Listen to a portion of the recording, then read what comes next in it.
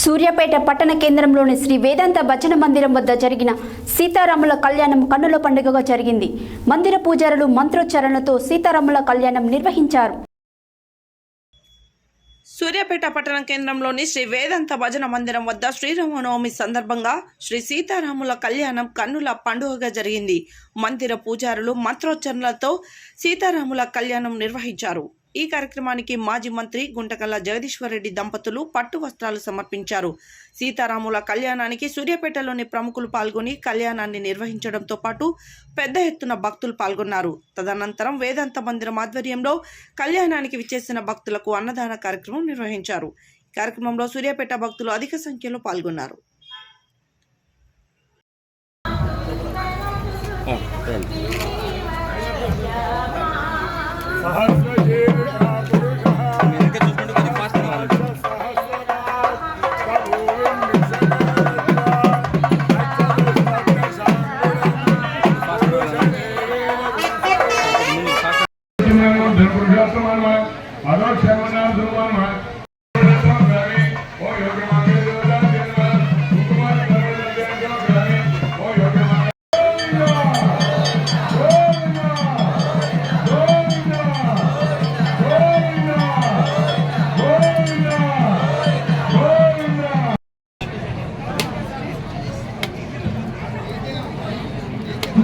మంగళంగో